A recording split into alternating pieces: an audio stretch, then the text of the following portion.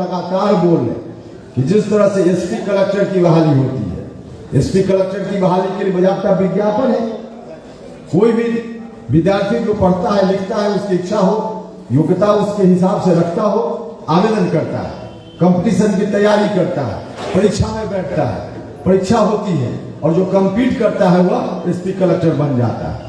कई बार हम लोग देखते हैं कि कोई गरीब घर की महिला जो किसी के यहाँ बर्तन मांज कर अपना परिवार पेट चलाने का काम कर रही थी, अपनी बेटी को या बेटा को किसी तरह से उसने पढ़ाया और मेहनत करके यूपीएससी एग्जाम में वह बैठा या बैठी और उसका चुनाव हो गया और बर्तन मांजने वाली महिला की बेटी या बेटा भी कलेक्टर एसपी बन जाता है। हम लोग देखते हैं जब अखबार में खबर तो किसी जात धर्म का बन जाता है।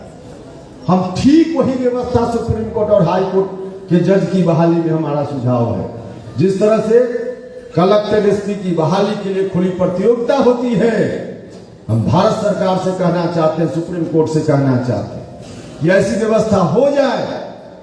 उसी तरह से हाई कोर्ट और सुप्रीम कोर्ट में जज की बहाली के लिए खुला कंपटीशन हो जाए। जो भी बच्चा पढ़ेगा, किसी जात धर्म का परीक्षा देगा, कंपीट करेगा, सुप्रीम कोर्ट और हाई कोर्ट में जज बन जाए। हमारा तो सीधा सुझाव है, इसमें कोई पक्षपात की बात नहीं, सीधा सुझाव है। अब इस तरह के सुझाव को लोग नहीं मानते। भाई और मित्रों, हम भी कभी गलतफहमी के शिकार हुए थे। जब 2014 में इस जिला का आधा हिस्सा हमारे क्षेत्र में, अभी भी काराकाट क्षेत्र की बनावट वही है, तो उस वक्त हम एनडीए के पार्ट थे, हमारी पार्टी अलग थी। उस वक्त बिहार भर में घूम रहे थे। कई सभा में नरेंद्र मोदी जी प्रधानमंत्री पद के उम्मीदवार, पहली सभा जिसमें हम उनके साथ गए मुजफ्फरपुर में सभा हुई थी, पहली सभा। और उस सभा में उन्होंने अपना सीना चौड़ा करके लोगों से आग्रह किया था कि भाई और मित्रों, मैं पिछड़ा समाज का हूं, इसलिए हमको वोट देने का काम कीजिएगा आपको। तो हमको भी लगा था कि पिछड़ा समाज का कोई व्यक्ति भारत का प्रधानमंत्री पहली बार बनेगा, लेकिन बाद में पता चला कि वाकई असली पिछड़ा तो है ही नहीं। जिस तरह से नीतीश कुमार, जिस तरह से लालू यादव पिछड़ा घर में पैदा हुए, जन्मजात पिछड़ा है, लेकिन जन्मजात पिछड़ा जानना चाहिए लोगों को। नरेंद्र मोदी जी जन्मजात पिछड़ा नहीं है।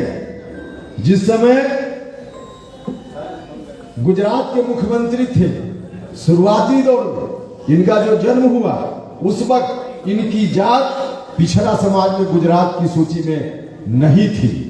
जब मुख्यमंत्री हुए तब इन्होंने, क्योंकि सोच समझ में तो थोड़ी दूरदृष्टि रखते हैं, इनकी प्लानिंग तो शुरू से रही होगी कि हम कभी भारत के प्रधानमंत्री पद के उम्मीदवार होंगे, तो मुख्यमंत्री रहते हुए उन्होंने अपनी जात को पिछड़ा वर्ग की श्रेणी में गुजरात में शामिल कर लिया। कि बनावटी है कि असली है, आप ही फैसला कीजिए।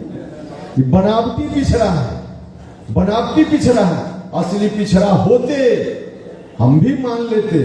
सत्ता में जाने के बाद पहले से चाहे जो व्यवस्था सुप्रीम कोर्ट और हाई कोर्ट की बहाली में चल रही हो, 10 साल इनको मौका, अभी 5 साल के बाद, अभी तो 7-8 साल हो ही गया, 1 साल और बाकी है, 2 टर्म। इतने दिनों में अगर इन्होंने सुप्रीम कोर्ट और हाई कोर्ट में जजों की बहाली की व्यवस्था को बदलकर खुली प्रतियोगिता वाली व्यवस्था कर देते तो हम भी मान लेते कि पिछड़ा समाज के वास्तव में ही है, वास्तव में। लेकिन नहीं किया तो नहीं किया, तो कैसे मान, कैसे मान।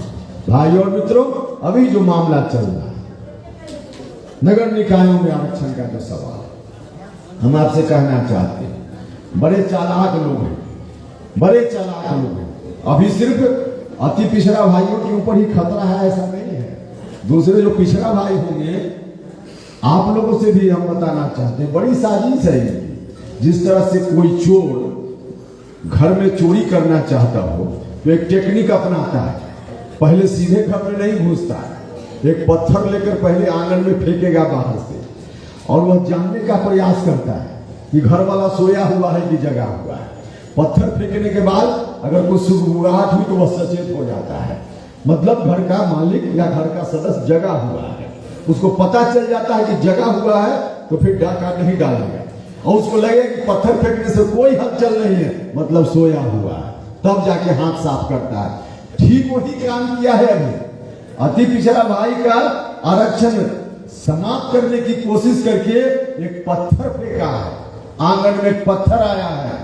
अगर उनको लग जाएगा कि कोई हलचल नहीं, तो कल 27% जो रिजर्वेशन मिल रहा है उसको भी समाप्त कर देने का काम लोग करें, उसको भी समाप्त कर दें। इसलिए ऐसा नहीं है कि सिर्फ अति पिछड़ा भाइयों के साथ है, सबके साथ, क्योंकि है ही गरीब विरोधी है ही, तो सचेत होने की जरूरत है, सचेत होने की जरूरत है। अभी बार बार लोग आरोप लगा रहे हैं बीजेपी पर कि नीतीश कुमार जी के चलते आरक्षण रद्द होने की स्थिति बन गई। अरे जिस व्यक्ति ने आरक्षण देने का काम किया उसके बारे में 1000 बार बोल दो, बिहार की जनता आपके ऊपर कहां भरोसा करने वाली है। 2005 में नीतीश कुमार बिहार के मुख्यमंत्री बने, उसके पहले जो व्यवस्था थी जब आरक्षण नहीं लागू था, आज जब आरक्षण लागू है तो कोई गरीब घर से दलित अति पिछड़ा परिवार का कोई व्यक्ति, दलित महादलित परिवार की कोई महिला अब तो सीधे जिला परिषद में अध्यक्ष बनकर के कलेक्टर के सामने बैठकर बात करती है, आंख में आंख मिला करके। इतना बड़ा परिवर्तन नीतीश कुमार जी ने कर दिया। तो आपको आरक्षण के बाद, नीतीश कुमार जी के निर्णय के बाद इतना बड़ा परिवर्तन हुआ है, लेकिन उसके पहले जिला परिषद अध्यक्ष की बात को छोड़ दीजिए, वार्ड का कोई मेंबर जो हमारे समाज की बनावट है, कोई अति पिछड़ा समाज के आदमी को बनने देता है? कोई महादलित परिवार के किसी गरीब महिला को बनने देता था क्या? नहीं बन सकते थे। लेकिन नीतीश जी ने ऐसा इंतजाम किया कि सत्ता सीधे गांव में पहुंच गई, सीधे गांव में पहुंच गई। तो सीधे गांव में सत्ता पहुंचाने का काम नीतीश कुमार जी ने किया है। हम आप सब लोगों से आग्रह करना चाहते हैं, जो लोग रोज बोलते हैं वो लोग तो बीजेपी के लोग हिटलर की तरह उस सिद्धांत में विश्वास करते हैं कि झूठ को भी 100 बार बोल दो ताकि सच लगने लगे, ठीक उसी तरह से करते हैं। हम आपको आगाह करने आए, सचेत करने आए, कंफ्यूज मत होइएगा, दिग्भ्रमित मत होइएगा। अगर दिग्भ्रमित हो गए, अभी तो वक्त है सुधार लेने का, अभी संभव है। जो साजिश की जा रही है उसको हम लोग नाकाम कर दे सकते हैं, आपकी मदद से कर देंगे नाकाम, लेकिन अभी संभव है। अगर इस बार सचेत नहीं हुए और फिर से लोग अगर आ गए दिल्ली में, तो उसके बाद तो वक्त भी नहीं रहेगा कि हम लोग संभल पाए, वक्त ही नहीं रहेगा। इसलिए तमाम लोगों से आग्रह है कि तमाम लोग जाति धर्म से ऊपर उठ करके, उन लोगों की तो कोशिश ही है कि कुछ किया नहीं। अब चुनाव का वक्त, दूसरा टर्म पूरा करके फिर चुनाव में आए तो लोग सवाल पूछेंगे, नौजवान लोग सवाल पूछेगा, रोजगार का इंतजाम क्यों नहीं हुआ? आपने कहा था कि 2 करोड़ लोगों को हर साल नौकरी देंगे, रोजगार देंगे, तो नौजवान पूछेगा रोजगार तो मिला नहीं। रोजगार मिलने की बात तो कहा, नौजवान लोगों को मालूम है, रोजगार मिलने की बात तो दूर रही, जो रोजगार पहले से मिली, अवसर मिला हुआ था, उसको भी समाप्त करने का लगातार वहां प्रयास चल रहा है, लगातार चल रहा है। सरकारी विभागों को समाप्त किया जा रहा है, सरकारी नौकरियों को समाप्त किया जा रहा है, और सरकारी अर्ध सरकारी जो संस्था, जो लाभ में चलने वाली भी संस्था है, उन संस्थाओं को बेचा जा रहा है। जब संस्था ही बेची जा रही है, सरकारी नौकरी समाप्त की जा रही है, तो रोजगार घटा रहे हैं कि बढ़ा रहे हैं?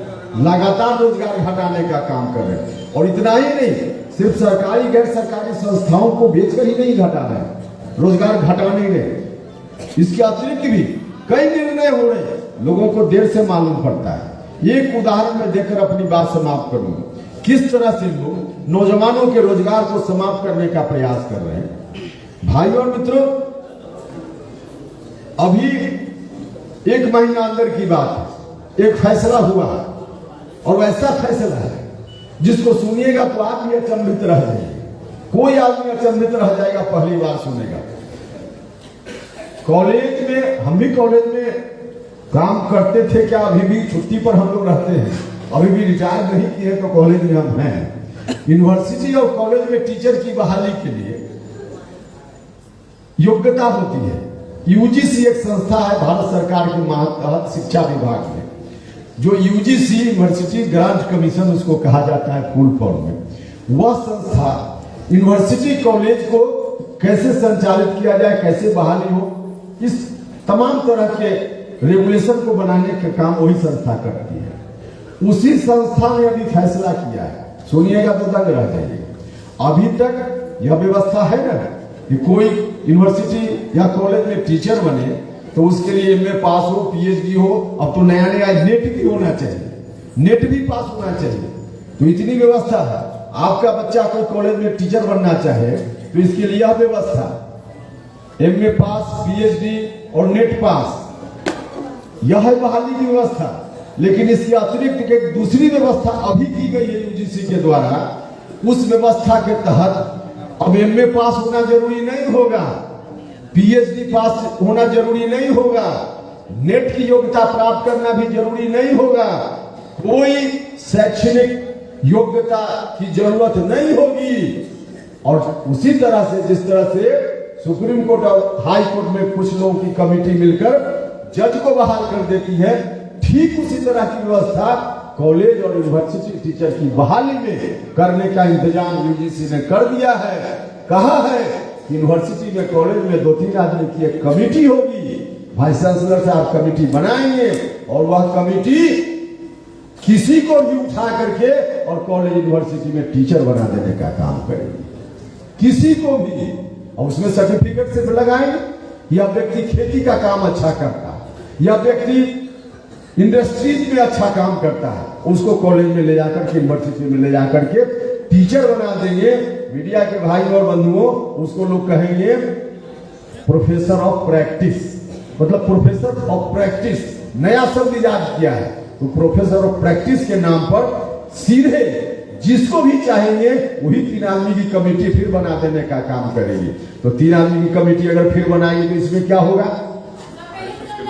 इसमें जिसको भाजपा वाला चाहेगा, जिसको आरएसएस के लोग चाहेंगे, उनके चहेते बिना पढ़े लिखे कॉलेज और यूनिवर्सिटी में चले जाएंगे। हमारे बाल बच्चों के भविष्य का क्या होगा, आपके बाल बच्चों के भविष्य का क्या होगा? तो रोज इस तरह का निर्णय हो रहा है। और 1-2 नहीं, उसमें जितना पोस्ट है किसी यूनिवर्सिटी में उस पर्टिकुलर विभाग में, उसका 10% तक इस सिस्टम से बहाली हो सकती है, 10% तक। अब समझिए 10% तक उस तरह से लोग बहाल होंगे तो पिछड़ों का आरक्षण उसमें कहा होगा कि पिछड़ा किसी का नहीं, दलित महादलित के आरक्षण का तो सवाल ही नहीं है। या जो संपन्न लोग हैं उनका बाल बच्चा भी किसी की पैरवी हो, पहुंच हो, पैसा हो तो भले चला जाए, वरना उनका भी नहीं जा पाएगा।